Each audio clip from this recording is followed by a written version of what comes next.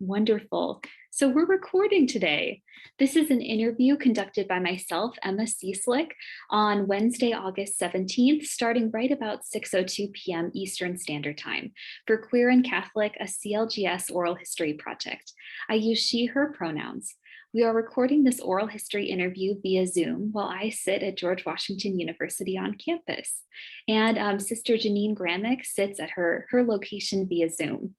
I wanted to sincerely thank you for your time and for agreeing to contribute to this wonderful project. I really appreciate it. Oh, you're most welcome. Thank you. And starting off, would you mind please introducing yourself? All right. I'm Sister Jeannine Gramick. I'm a Sister of Loretto. I have been a sister really for 60 years. And for 50 of those years, I have been involved in LGBT Catholic ministry. I began my religious life as a school sister of Notre Dame for 40 years and had a little confrontation with church officials. So I changed communities, and now I'm a Sister of Loretto. I've been a Sister of Loretto for 20 years. That's wonderful. Would you mind sharing your pronouns with me? She, hers, her. Wonderful. And along with that, you've mentioned that you've been very much involved in LGBTQ plus issues and identity. How do you identify?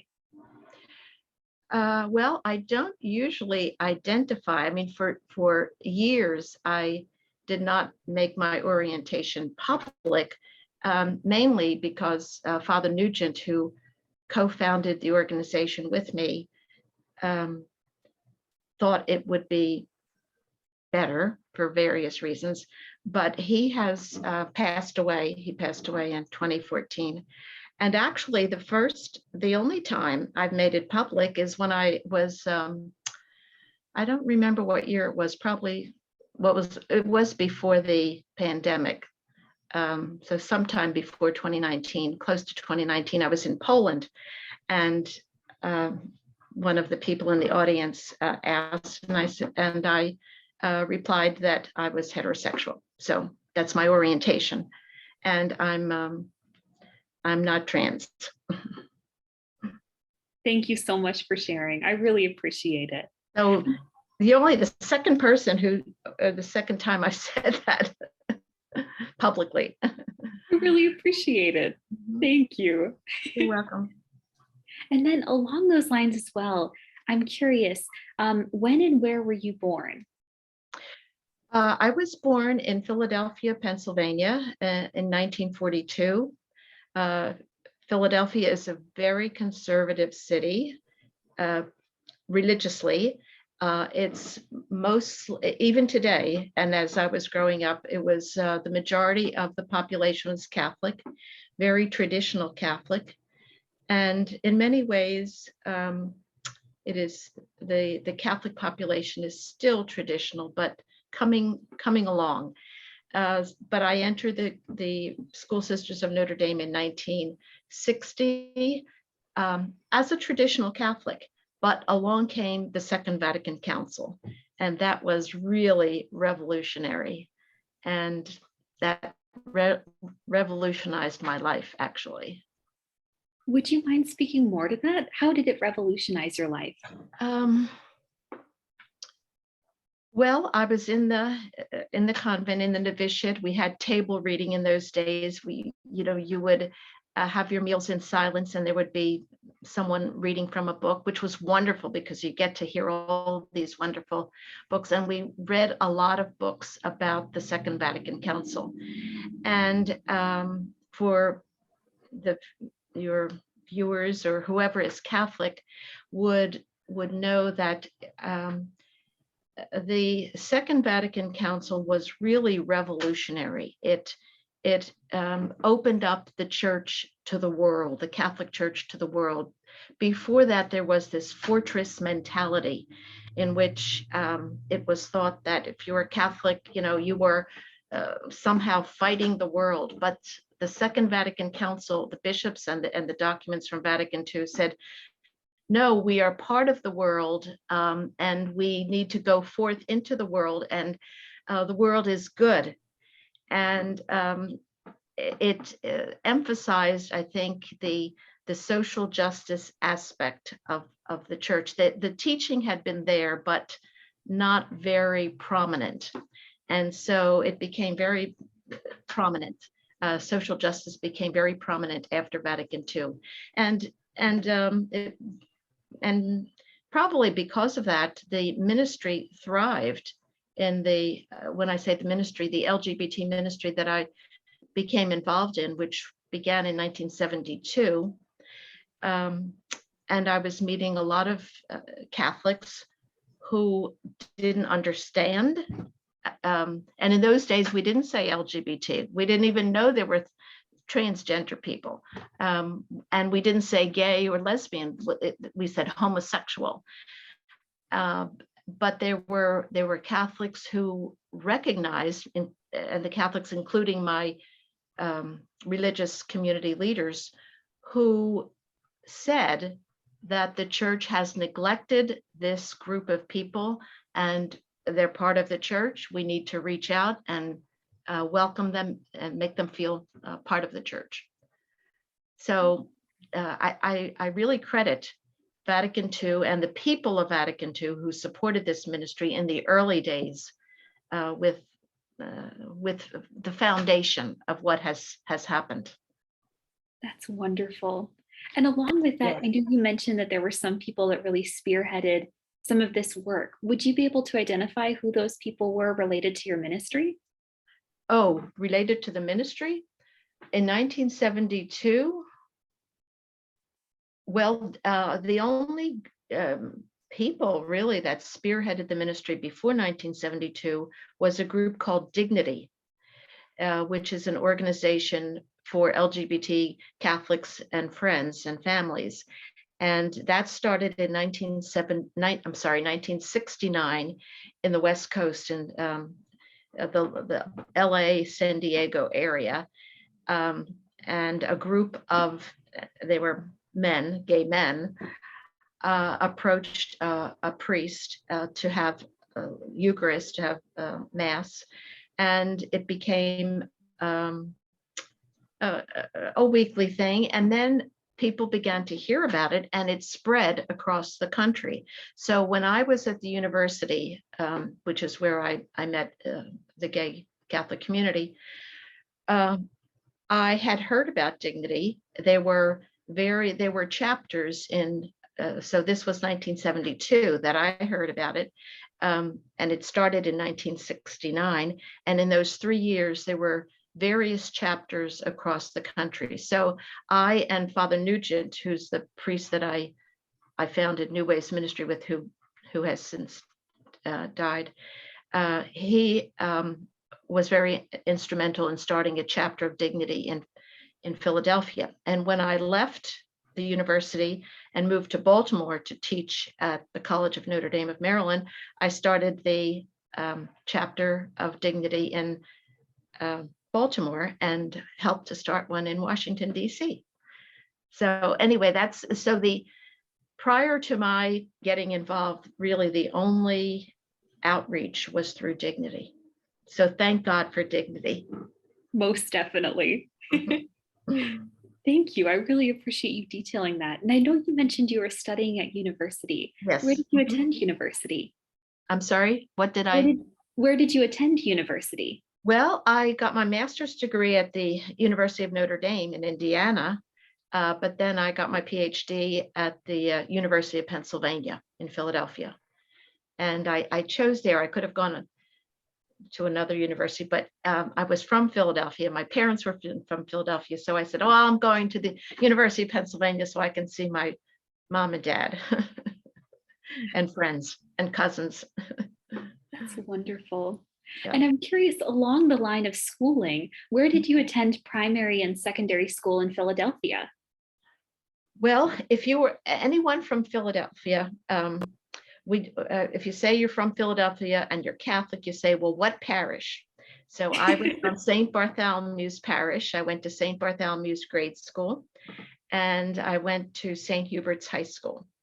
in Philadelphia, and then entered the convent. Wonderful. And I'm curious, one of my most exciting questions to ask you was, what motivated you to join the specific community? I know, were you compelled for any reason to join? Well, I always knew that I was going to be a sister, a religious, from really the age of 7. And so in high school at St. Hubert's, we had many different religious congregations of women. There were Sisters of Mercy, there were Franciscan sisters, Sisters of St. Joseph. It was a huge high school. They were like almost 700 students in my graduating class. And there were like 3,000 in the whole school. It was huge, huge. And the faculty was probably like 100 sisters of all these different orders. But there were 2 school sisters of Notre Dame. But at any rate, each year I was going into a different community depending upon which sister I was friendly with. So when I was a freshman, I was going to be a Sister of Mercy because I liked my Latin teacher. She was a Sister of Mercy. Then as a sophomore, it was the Immaculate Heart Sisters. But at any rate, in my junior year and senior year, I had a history professor, well, sister, and she was moderator of the debate club. And anyway, I became very friendly with her. And so she was a school sister of Notre Dame. So I said, all right, I'll become a school sister of Notre Dame. It didn't matter to me really what community I was going to enter. They all do good work. So it was because of that friendship with her that I entered her community. Wonderful. That's great to hear. And I was really curious with that. I know you mentioned initially that you grew up in somewhat of a traditional Catholic community. I did. Mm-hmm. What did you learn about LGBTQ identity in your early years? Nothing. Nothing. No, I did not even know there were. Well, as I said, with the word in those days was homosexual. I first heard the word homosexual at the University of Notre Dame when I was getting my master's degree. No, I take that back now that I recall. When I was a postulant, so that we're talking about 1960, I first entered religious life. And there was another postulant who was, we use the term very worldly. Like she knew what was happening in the world, and she told us, when before she entered the convent, she would go to these homosexual clubs. Now, I didn't know what the word homosexual meant, and I didn't want to ask because I didn't want to appear stupid. So I never knew what that meant, but I heard the word. But then when I was doing my graduate work at getting my master's degree at the University of Notre Dame, one of the sisters explained it to me. And so that's when I came to know what being gay meant. I mean, it's incredible, but I lived a very sheltered, traditional Catholic life. Yes. And probably in those days, I wasn't unique. I mean, if we're talking about we're talking about the 1960s. Yeah. So it was 1968, I guess, when I first knew what a homosexual person was. Mm-hmm. And then in 1972, I met a gay man and his friends and changed the direction of my life. Would you mind sharing more about that? Who did you meet and how did it change things? Well, I don't know if you want the long version or the short version.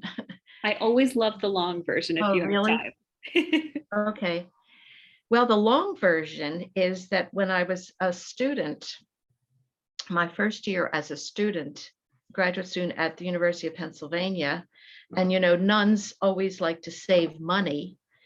So I was looking for housing, and another student told me that there was an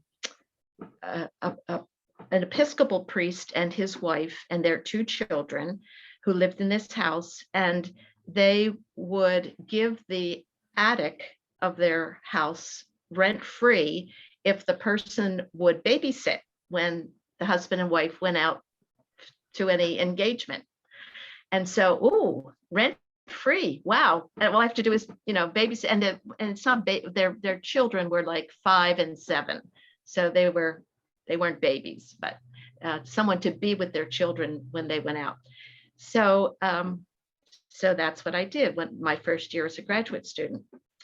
Now it happened that this Episcopal priest was at the Episcopal church on campus, and the Episcopal church was letting the gay community have their church hall for dances,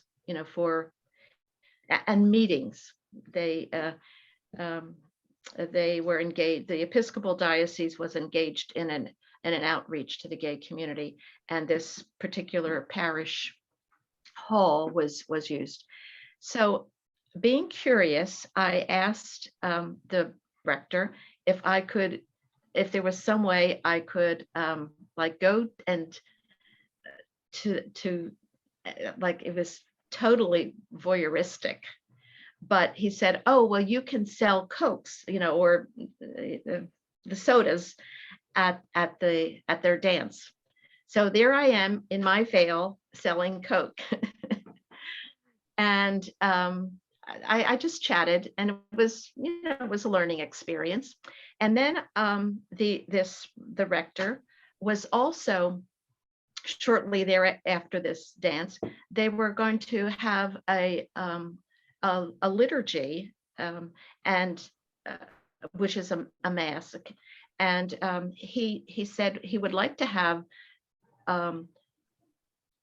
the Episcopal church, an Episcopal priest and a Roman Catholic priest co-preside, and I knew Roman Catholic priest, so I got a Roman Catholic priest and an Episcopal priest, and they co-presided. Well, at this liturgy, afterwards, someone comes up to me and said, "Oh, I met you at the dance," and his name was Dominic Bash, and he told me his story, which he didn't tell me at the dance, but after the liturgy, we had this long conversation, and he said how he had been in the Franciscans for a short while, knew he was gay from the time he was probably 5 or 6 or 7, very young, but went into the Franciscans, but stayed a very brief time because he said he felt, or I don't know if he was told, but anyway, he left because he was gay. And but he was a very devout Catholic, and he said he knew other Catholics, gay Catholics, who would love to come to a liturgy such as he had just experienced. He wasn't shy at all, but his friends, his gay friends, were shy, thinking they were Catholic and they could no longer be welcomed in the church. So I said, well, let's have a mass at your apartment for your gay friends, and that's what we did. And we had weekly liturgies at his home, and then it grew, and some other people wanted it at their apartment, but it was for the lesbian, in those days, as I said, it was the lesbian and gay Catholic community. Wonderful. So, and that ultimately became the Dignity chapter, in Philadelphia. So that's the story of Dominic. Wonderful, wonderful man. It's to him that I owe my life. And all that has transpired. He was the inspiration. But there were many people along the way who nurtured it. Certainly my religious superiors. I don't like to use that word superior. We call them leaders. But then the German contingent doesn't like the word leader because of furor, but at any rate, my religious leaders were very, as I said, were very forward-looking women, and they appointed me to the ministry after I got my degree, and I taught for several years. And when the community had another sister getting her PhD who could take my place in the math department, then I was assigned to full-time LGBT ministry. Wonderful. What year was that you were assigned to the ministry? 1977. Wonderful. And that's when New Ways Ministry started. And I started it with Father Nugent, who was the priest the main priest, because we had several, but he was the main priest who said Mass for the lesbian and gay community in Philadelphia. Was he the individual who said Mass at the different apartments around the community? Yes. Mm-hmm. Yeah. As I said, there were other priests, but he was the main one. Mm-hmm. Yeah. Wonderful. And I have to tell you a story about that. Oh, good. It's a good story. Dominic, indomitable, and he got so much done because he, as I said, he was not afraid to come to this liturgy that was concelebrated with Roman and Episcopal priests, and even though he was gay, was very, very open. And he said that he arranged, he probably arranged for this, and he told me when it was coming, but he arranged to have an interview with the major newspaper in Philadelphia with me about gays, and the convent. At any rate, after this newspaper article came out, in conservative Philadelphia in 1972, there were a couple dozen letters. Now, the people did not write letters to the editor. They wrote letters to me, but they sent it to the newspaper, and the newspaper then forwarded the letters to me. So I got a couple dozen letters. And for the most part, there were only a few that were negative. Most of the letters supported what I was doing and said, "This is so good. I'm glad you're doing it. This is what the church needs." And among those letters was one from a priest named Father Robert Nugent. And Father Robert Nugent closed his letter by saying, "If there's anything I can do, please let me know." So I called him, or I don't know if called or if he probably gave his phone number. Anyway, I contacted him and I said, "Yes, you can be a celebrant for the gay community." So that's how he got involved. And then he when he tells that story, when he used to tell the story, he would say, "And I've never used those words again. If there's anything I can do, let me know." See what he got into. But he was happy to do it. I'm so glad to hear it. And along those lines, what was the year that the newspaper article came out? Do you remember? Yeah, it was 1972, because it was 71 when I met Dominic. And so this was the newspaper article came out in 70. I have a copy of it. Yeah, I could probably send that to you if you want, but anyway, it was 72. Wonderful. That would be wonderful. I would love to read it. Okay. And then along with that, I know, circling back to, I was really curious, you had mentioned that you first asked the question and got up the courage to ask the question of what a homosexual was, or who that was for a specific sister in the community. What did you first learn? Well, I don't even remember. She wasn't in my community. It was at Notre Dame. We were both students at Notre Dame. And the Notre Dame was having, well, they had films like every week. It was wonderful. I mean, you could see all these foreign films, or needn't be foreign, but all these wonderful films. And one of the films was, I think, about homosexuals, and I didn't know what that was. So I asked her, but, I don't even remember what she said. Oh, but she probably said it's, men who are romantically involved with other men, and women who are romantically involved with other women. I don't remember. No worries. And I was curious, along with that, I know that you've mentioned a little bit more about New Ways Ministries. Would you mind sharing more about what the experience looked like of founding that and what that ministry looked like taking shape? Well, it started actually because Father Nugent and I were both working in 1976, the year before we started New Ways Ministry, at a Catholic Peace and Justice Center in Washington, D.C., in the suburbs of Washington, D.C., called the Quixote Center. And they dealt with any social justice issue. Okay. And realizing that both Father Nugent and I had pastoral experience with lesbian and gay people, at one of our staff meetings, they proposed, maybe the Quixote Center should take on as a project social justice toward lesbian and gay people. So Bob Nugent and I proposed that we start these New Ways workshops, is what we called them. We took the word New Ways because in that year, 1976, Bishop McGovero from Brooklyn had written a pastoral letter called Sexuality, God's Gift.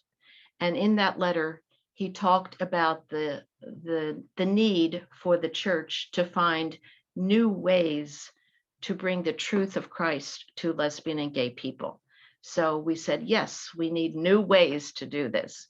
So Bob and I devised a one-day educational workshop for Catholics.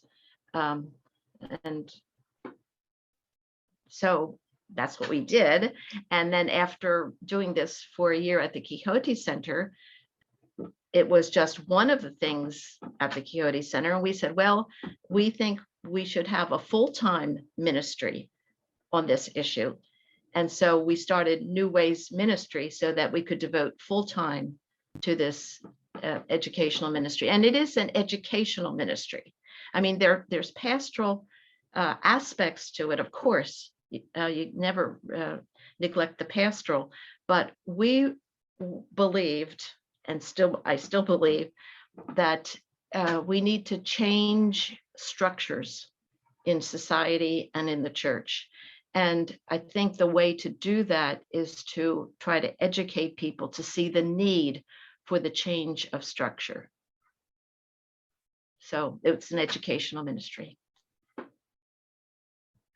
Yes. So that's how it started, as a full-time ministry. And so that was in 1977. What did some of those educational programs look like, and who were they for? Well, they were for anyone who wanted to come, but they were advertised in the Catholic community. And I remember the first one that was at Holy Name College here in Washington, D.C. We had protesters and two traditional Catholics who showed up, who told who demanded to see the rector to say that this should be canceled, and the rector promptly asked them to leave the facility. But at any rate, so those early workshops talked about research that had been done. A lot of questions that people had in those days were, well, is homosexuality an illness? People thought it was, this is, well, it was after, we used the American Psychological Associations and the APA's information, but that was a question. And what causes it? Are you born, that way, or what makes you homosexual? Okay. What does the Bible have to say, about homosexuality? And what about the sexual teachings of the church, the sexual ethics? So they were, and then we introduced other research about homophobia. So it was trying to give people information. Well, give information in the presentations, and then we would have people break out into small groups for discussion to talk about their experience. And that was basically it. Presentations, small group discussion, and large group discussions. And it was a day workshop. And we took this workshop around the country. So that, it took a couple decades, but we touched maybe 3/4 of the diocese in the country with these workshops. So we were very pleased. And so they were for anyone who wanted to come, but mainly the Catholic community. And we would have, we'd have lesbian and gay people come. We never had anyone identify as trans. We had parents who had lesbian or gay children. We had teachers who presumably were, they didn't, some did identify as heterosexual, but you weren't asked for your sexual orientation. Teachers, school personnel, like those who were in administration, just Catholics across the board. Yes. And I'm curious, how did people respond to the educational workshops? I know you mentioned that there were a few protesters, but how did attendees respond? Very positively. They were, those that didn't know much were glad for the information. Those who already knew the information were very happy to hear it reinforced. I would say in the 20 years that we went around the country with these workshops, I mentioned the very first one had protesters, but I could count on my one hand fewer than 5 incidents in which we had protests.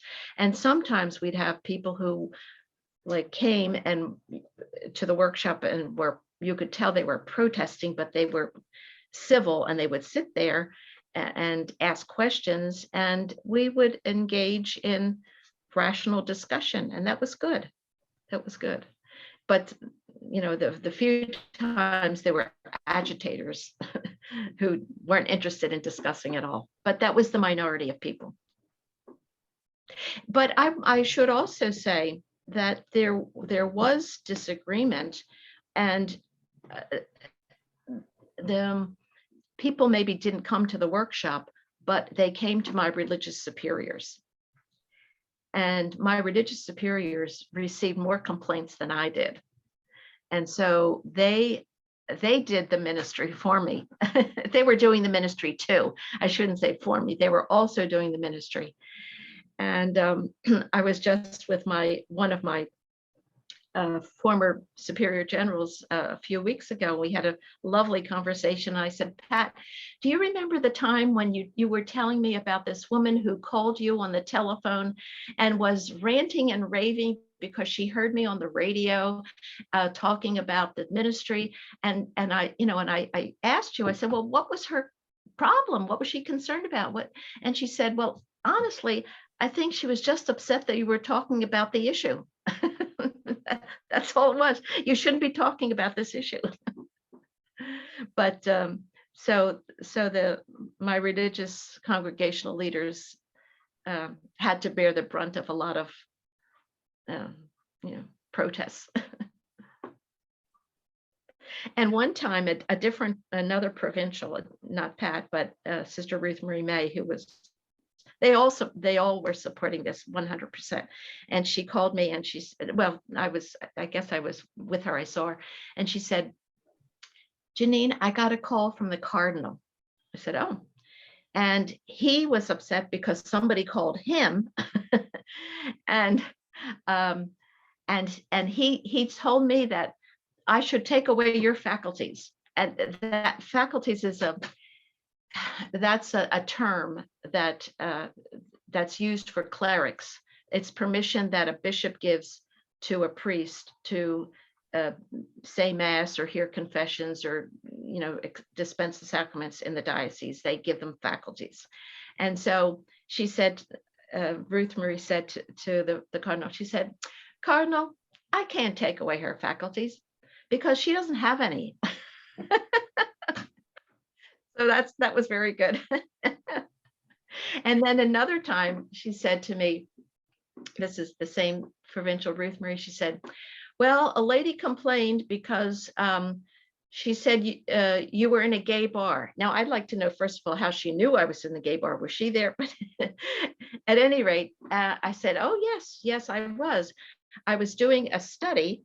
Well, I was getting participants for the study. But at any rate, I said, "Of course I was in the gay bar. I was trying to get people and tell them about this study, and also to invite them to come to Dignity." This is when before I had started New Ways Ministry, and I had started a Dignity chapter in Baltimore. So yes, they had to defend me, and they did. I'm so glad. Yes, they did. All of them did. And I went through I don't know, probably 4 or 5 provincials and 3 or 4 superior generals, and every one of them defended me, even to the Vatican, because the Vatican complained too. But would you mind sharing more about that? I know that's somewhat of a recent development, but I would love to include it in the interview. Well, it's not really that recent. The Vatican started their complaints because of Cardinal Hickey. Well, he was the bishop in Washington, D.C. in the 1980s. And so this is going to be another long story. He had a meeting with my provincial. Well, the protocol is that when there are sisters in a diocese, they meet with the bishop to once a year or whatever to talk about the sisters in the diocese. And we had the school. This is when I was a school sister of Notre Dame. This is like early 1980, probably 1982 or 3, somewhere around there. And we had about 30 school sisters of Notre Dame in the Archdiocese of Washington. They were all teachers except me. I was doing my New Ways ministry. And she told me, my provincial told me, that she was with him for an hour, and he spent like 55 minutes talking about me. And he could not understand why I was in this ministry. And he went on and on and on about I shouldn't be in this ministry. And he said, I, the Archbishop, I did not assign her to this ministry. And my provincial said, "Well, Archbishop, we, the school sisters of Notre Dame, we assigned her to this ministry." And he wanted her to reassign me. And no, she did not reassign me. So then he went to the Vatican to complain. So then the Vatican approached the Superior General at the time,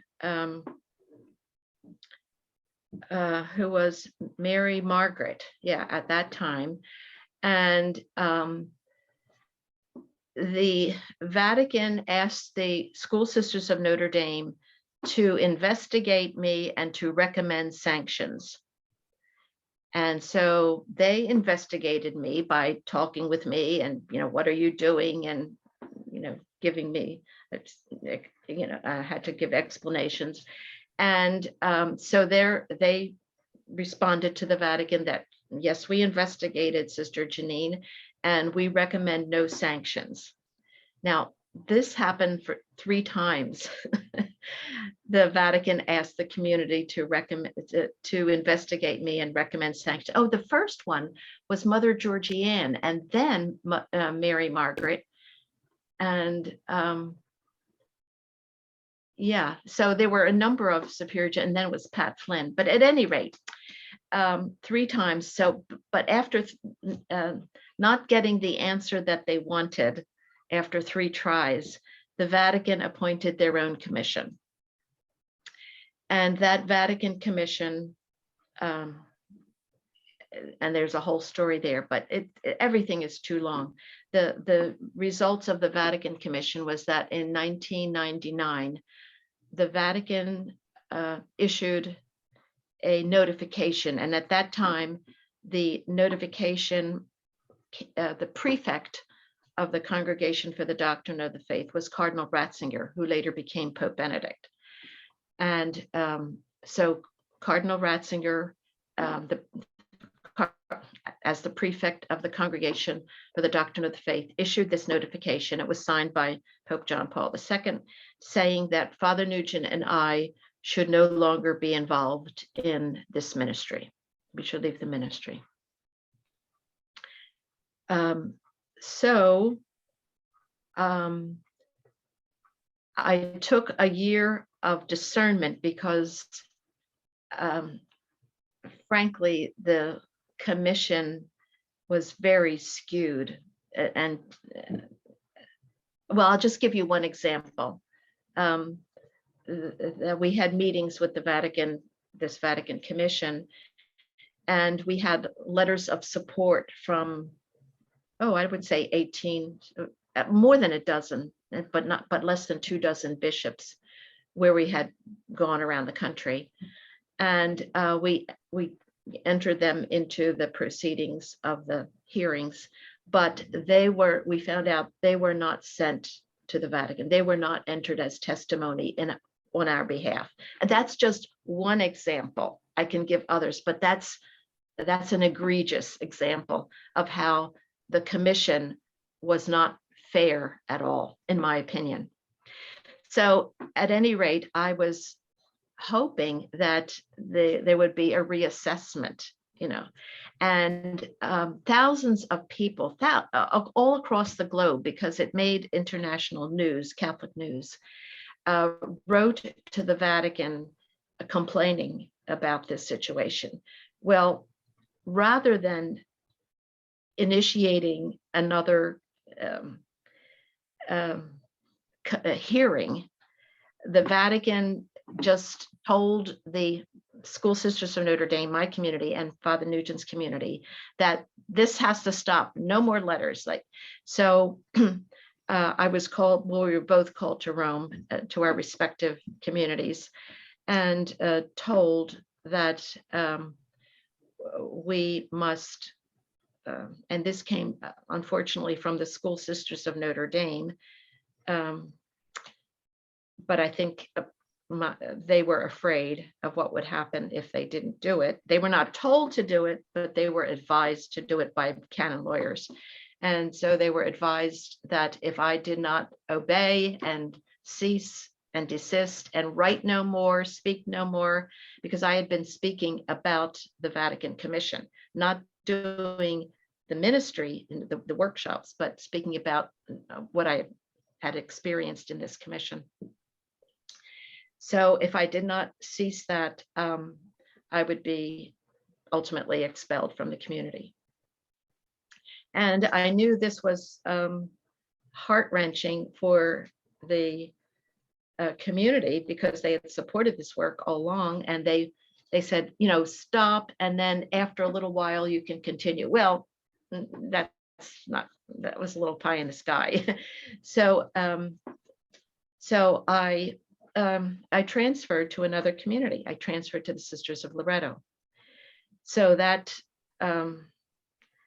injunction from the School Sisters of Notre Dame, which they felt they had to do, no longer applied to me. But then the Vatican started writing to the Sisters of Loretto. But the Sisters of Loretto, they got 9 letters in the course of a number of years, but they answered them politely, but I remained a Sister of Loretto.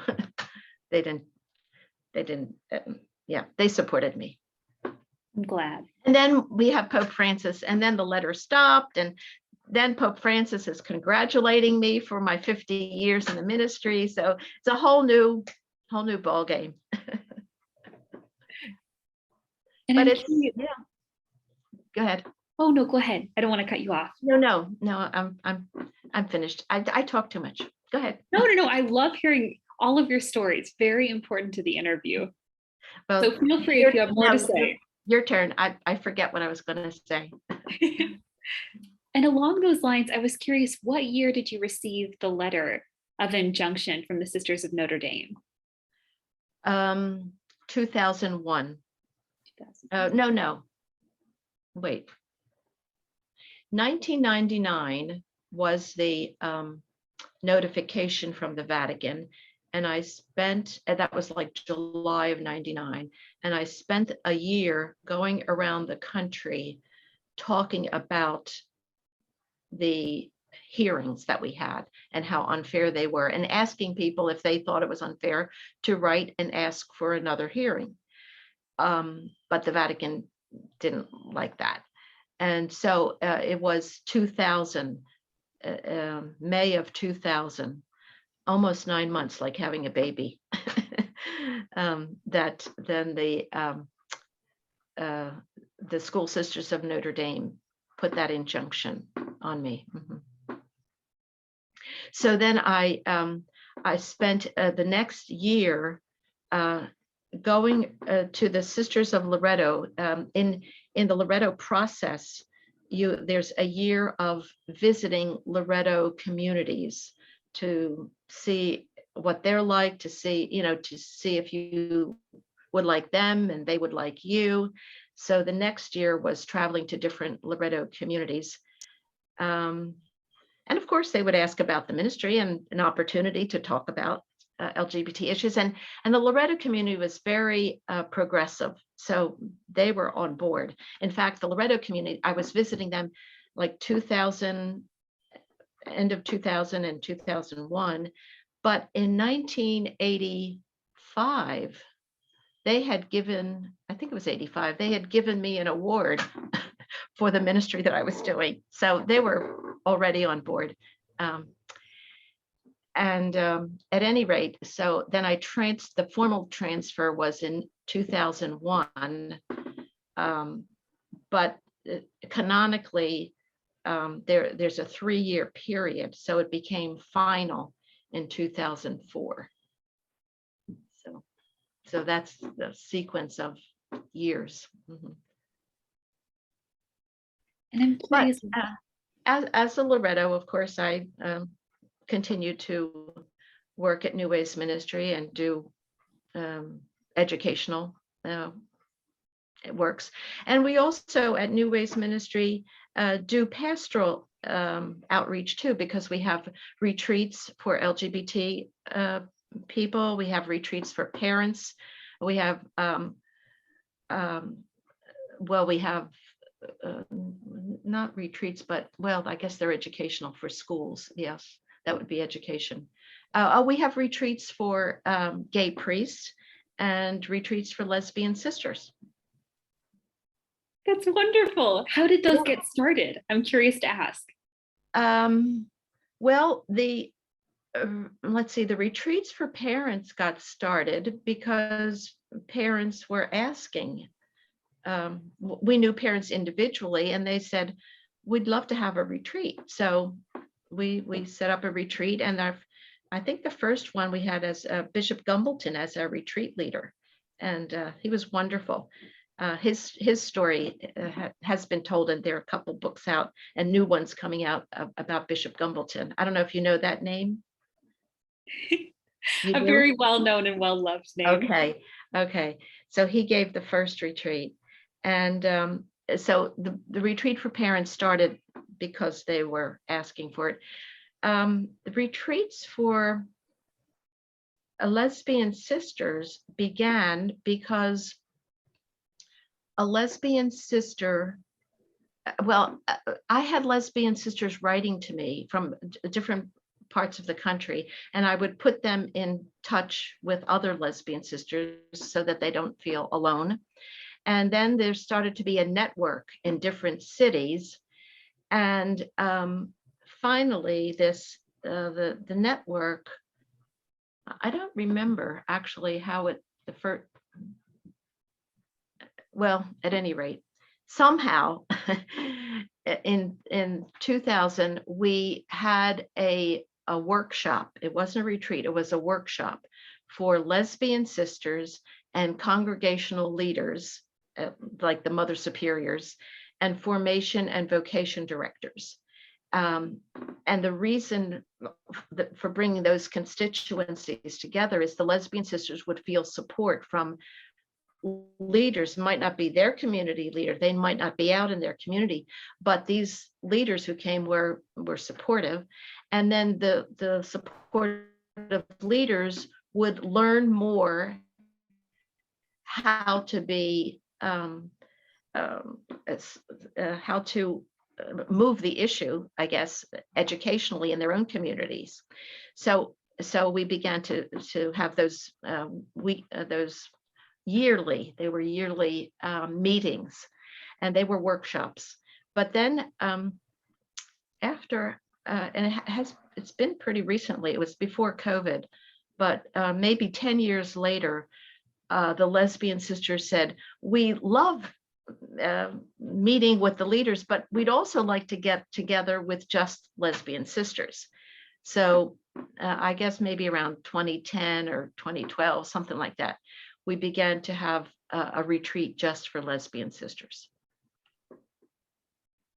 But they still continue. We had the last March, this past March, we had the workshop for all the constituencies.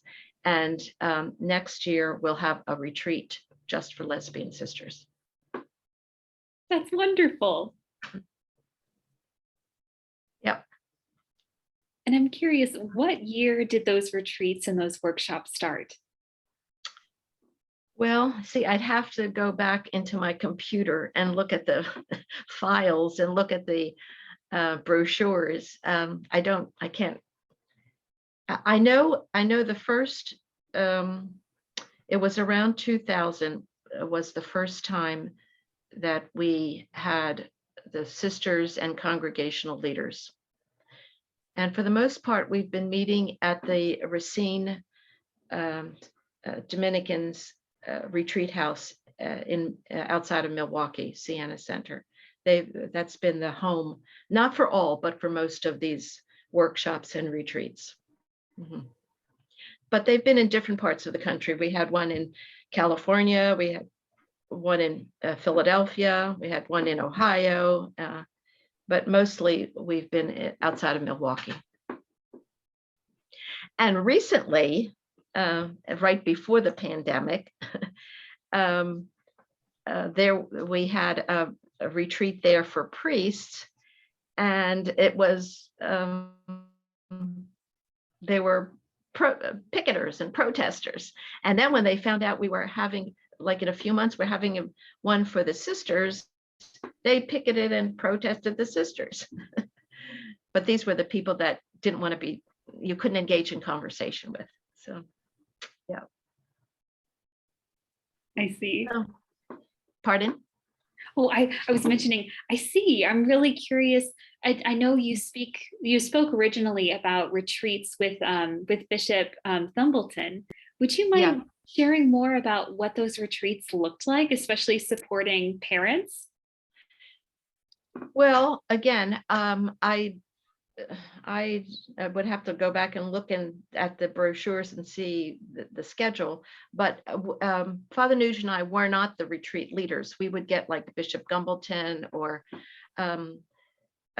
some other people to lead the retreats. So essentially the retreats were similar to what we did in the workshop, meaning there were talks, there were presentations that the leader would make.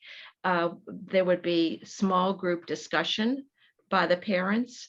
there were a big part of it would be the parents getting up. Each parent would get up and tell their story about their child, and how they dealt with it, either well or badly. And some, had conversions and they felt terrible. But I think for the most part, in my recollection, they dealt with it very lovingly, and any reservations they had, they held back from their son or their daughter, because they didn't want them to they didn't want to burden them. But they brought their burdens, to the retreat, and their burdens were, well, I am so grieved because my gay son doesn't go to church anymore, or my lesbian daughter. And I would say for about 10 years, this was their lament. That was like the 90s, in the 90s. And then I saw a change, like around 2000, in the turn of the century. The parents would say, well, my heterosexual son can get married in the church. Why can't my lesbian daughter get married in the church? So now they were saying, what's wrong with this church? Not what's wrong with my child because they're not going to church, but what's wrong with this church? So that was very interesting. Mm-hmm. Yeah. Yeah. So, and these parents were pillars of the church. I mean, they were people in the parish who, were in the in all of the sodalities, and they would be the people who would stay after Sunday, collect and count the collection, with basket. I mean, they were devoted members of the parish. They would be the secretaries or volunteers in the parish. They were very connected to the parish. And so, yeah, now they're saying, what's wrong with this church? And I'm curious, along with that, were any of the parents involved in PFLAG with any local chapters? Yes. Oh, absolutely. Especially, well, I guess not especially, lots of them, but I'm thinking of the Philadelphia chapter of our parents. We called it our Catholic Parents Network. Was started by Catholic parents who had initially gone to PFLAG, and then they found out, oh, but there was something Catholic. So they came, so they called our Catholic Parents Network. They said, oh, well, that's the Catholic PFLAG. Yeah, they would go to PFLAG and get the Catholic parents to come to the Catholic Parents Network. So, yeah. So, and we encourage the parents to form not only a network. We had a base network in Philadelphia, but there were networks in other places in particular parents in Rochester, Mary Ellen and Casey Lopata, and they had great support from their diocese, and they started a family ministry in the Diocese of Rochester, and that we encouraged them to make it a national ministry for parents, and that grew into a Catholic parents group nationally. Wonderful. Do you know when that was founded? Not off the top of my head. No worries. No worries. But I would say in the late 90s. Yeah. But I mean, if you want the exact dates, I can check them for you. But. Thank you. No worries for the interview. And I'm curious, along with that, you've done a wonderful job of talking about how modern events and historical events have really impacted the ministry you do. And one of the questions I wanted to ask was, how did the HIV and AIDS epidemic impact your ministry? Well, it impacted the ministry in two ways, I guess.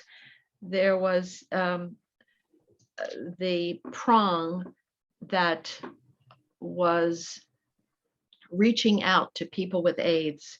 And there were a lot of AIDS ministries started. And there was a Catholic AIDS ministry started by a sister and I don't know if he was a priest or a brother, I can't remember, in the 80s. But then there was also a group of Catholics who, and we've heard it, who were saying, well, this is God's punishment, for AIDS. God's punishment to gay people. At any rate, the bishops wrote 2 beautiful pastoral letters on AIDS, and not saying this is not God's punishment at all. This is a disease, and we have to work to eradicate this disease, and we have to reach out to these individuals. So the way it impacted New Ways ministry is we did not do direct AIDS ministry, although we wrote a publication like the Stations of the Cross for people with AIDS, but we would steer them, I guess, to the Catholic AIDS ministry, and we would continue to do our educational LGBT work. So I guess it had, the positive effect of bringing more people into our ministry, and then a little negative effect. But those are the people. I don't know that you're going to reach them at all. I don't know. I have hope. I have hope. I shouldn't say that. I do have hope. I hope so too. But yeah. You're very true. It's a very sad, unfortunate event. But I'm glad your ministry was there to offer that. You mentioned a Stations of the Cross. What did that look like? Well, it took each of the 14 Stations of the Cross and did like a little meditation on each station, and focused it on people with AIDS. And so in one of our pilgrimages, we that was another thing, we did pilgrimages to various Christian sites, and the very first pilgrimage was to the Holy Land. And in Jerusalem, we did the Stations of the Cross, and we used that booklet at each station and prayed with the prayer there. So I'm curious, what did the pilgrimages look like? When did those first start? Probably around the late 90s, maybe 1997. Maybe that was the first one. And basically we went to holy sites, and we would have mass each morning, and then go to the pilgrimage. Let's say it was the Holy Land, so we would go to the Mount of Beatitudes, one day, and another day to the Sea of Tiberias, and recall the gospel stories, connected with those places, or go to Capharnaum and see the place where allegedly this was Peter's house, in Capharnaum. So we would go to these Christian sites, and we had a tour guide, who would give us information, archaeological information, and we would pray there. And then in the evening, we would have a reflection period of like, what did the day mean to you? Let's bring that to prayer and share some of the responses that you had to the day. So and we went to different. I just detailed the Holy Land, but we went to Germany and Spain, France, Greece, different places. Like in Greece, we would do in the footsteps of St. Paul, where he went. But anyway. And I'm curious, who went on these trips? Was it people that were involved with the ministry workshops? Well, maybe. We don't. We have a mailing list, and we would just advertise it to the mailing list, and tell them to tell their friends, and anyone who wanted to come could come. It was for LGBT Catholics and their families and friends. Wonderful. Mhm. But we haven't had any pilgrimages since COVID. Yeah.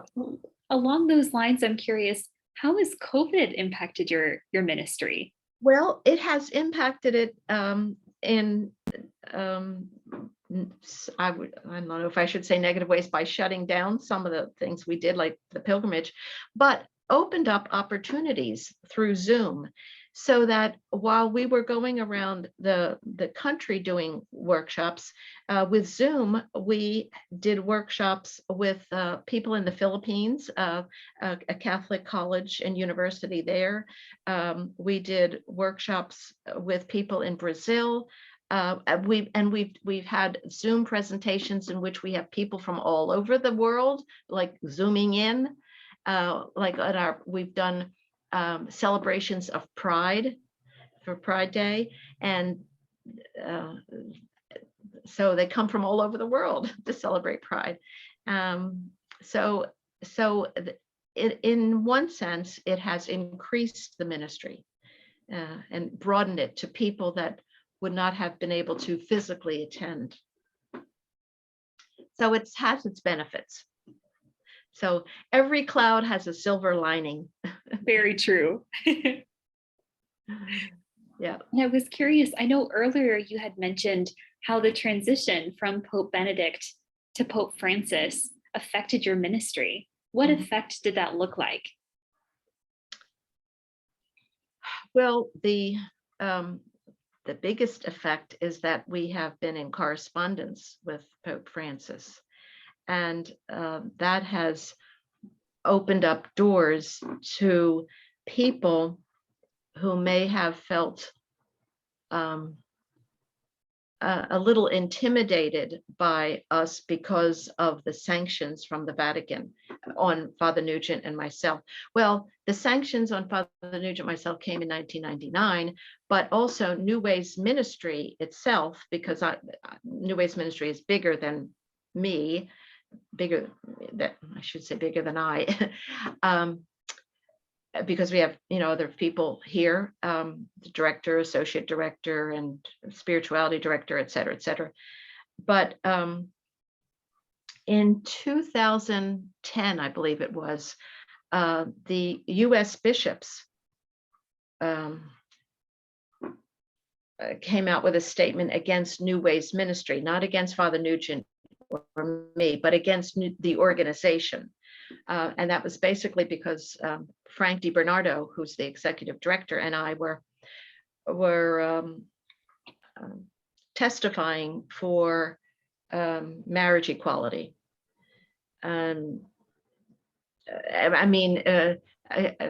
To put it in a Catholic context, we would say testifying for civil unions for LGBT people, not marriage, but civil unions. And so in 2010, the bishops, the US bishops, the president of the US Bishops Conference said that we could no longer be considered a Catholic organization because we were encouraging or fostering or supporting these civil unions. Well, Frank DiBernardo, last year, 2021, he got to thinking, and we should have maybe thought of this sooner, but he said, we were condemned by the US bishops for testifying for gay rights, for civil marriage. And Pope Francis, when he was in Argentina, also advocated civil unions for same-sex couples. So here is the Pope, before he was even Pope, advocating for civil unions, and we did the same thing, and we get condemned for it. So we wrote to Pope Francis and explained everything. We explained in great detail about the CDF sanction on me and Father Nugent, and we explained about the US Catholic bishops condemning the organization. And he wrote us a beautiful letter. And so since then, we have been corresponding with him, and he likes what we're doing. Wonderful. Yeah. Did that in any way change what the Conference of Bishops said or their ruling? No, because if you know Catholic politics, Yes. I mean, it is amazing that Pope Francis has issued an apology to the Indigenous people in Canada, and he is absolutely wonderful. But it is not usual for any Catholic bureaucracy to say we made a mistake or to rescind what they said. So the way it's dealt with is you ignore what happened in the past and you go on as if it never happened. So that's what we're experiencing. So there's going to be no taking, like the Congregation for the Doctrine of the Faith, which issued this decree, is not going to take it back. And the U.S. bishops, I know, are not going to say we made a mistake, but you just proceed as if it didn't happen. And now what we say is, but Pope Francis likes what we're doing. And, we have his letters to say that. So that makes it easier. Yeah. And along those lines, go ahead. Yes. Well, no, I was just looking at the time. I don't know how long you had anticipated this interview to be. They're typically between an hour and an hour and 30 minutes and 45. Oh, okay. If you have any time constraints, that's totally fine. But I always like to get a really round picture of everything. Okay. All right. You can continue that for a little while more. Wonderful. Let me know when you have to go. No worries. Well, I would say like an hour and a half. How long have we been? I mean, look, my clock is up there, so. It works perfect. It's about 15 more minutes if that works well for you. Okay. Wonderful. And one of my questions is really thinking forward. I mean, we could continue, but like I'm just fading. No worries. No worries. Right. I think I only have one more question, if that would be okay. And then we can close it up. No, I don't want to push it all. Okay. What do you see as the future of New Ways ministry moving forward and the future of LGBT identity in the Catholic Church?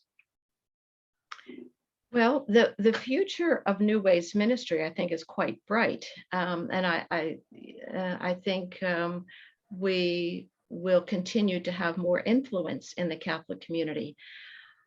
What I envision way down the line, and I will not be here to see it, and I think the people involved in New Ways won't be here to see it, but we have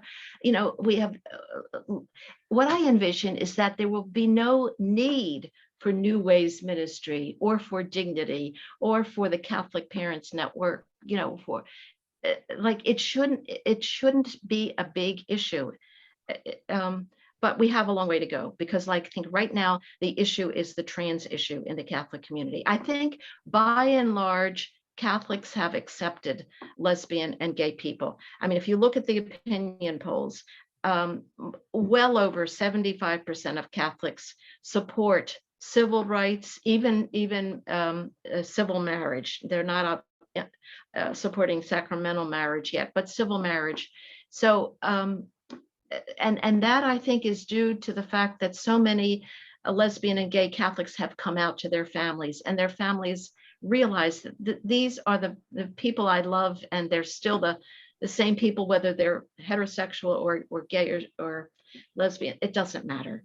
But now the big issue, I think, is the trans issue, and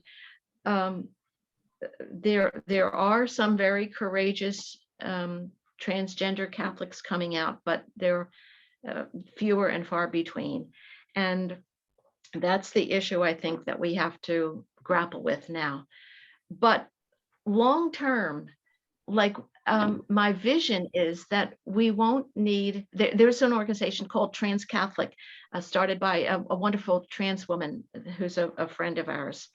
But at any rate, the long-term vision is that we won't need any of these organizations, that we will be the church that Jesus envisioned, the church that accepts everyone, no matter what your gender, no matter what your sexual orientation, no matter what your gender identity is, or your gender expression. Like we are all flowers in God's beautiful garden. So, but the simple answer to your question of what do I envision for the future for New Westminster, it will just be easier because of Francis's support. Oh. That's wonderful. So we have a new booklet out, if I may be permitted to give a little. Go for it. Let me see if I have it on hand. No, I don't, but I'll give you, oh yeah, here it is. Here's our newest one. This is A Home for All. And it is based on the social justice teaching of the church, which is what we all must follow. And as you see, the Catholic call for LGBT non-discrimination, if we are following the social justice teaching of the church, which we are called to do, then we won't discriminate against LGBT people. So that's one, and I'll give you my little spiel too. We have a book for parents called Blessed Parents. It's stories from parents who have LGBT children.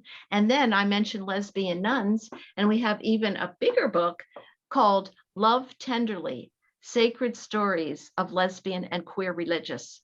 And this is a beautiful book, I think, with about a couple dozen stories from lesbian sisters, some of whom are still afraid to use their name. They use pseudonyms, but they're telling their story. They're coming out. So, anyway, so there's some Wonderful. of our, yeah. I'm so glad you shared them. It's wonderful to see the output this work grants to the Catholic community. And there's another book, I don't have a copy here, darn it, but it's a book about Michael Judge, written by our executive director, Frank DiBernardo. Michael Judge was a Franciscan priest, and you may know the name or you may not, but he was a Franciscan priest in New York who was the chaplain for the fire department and did outreach to all kinds of marginalized people, people with AIDS, people who had alcoholic problems, people who had no homes. I mean, anyone who was dispossessed. And he's the first, when 9/11, the tragedy of 9/11, when it was broadcast, he went into the burning building because he was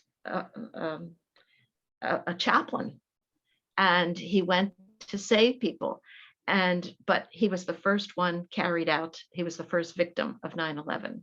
Oh my goodness.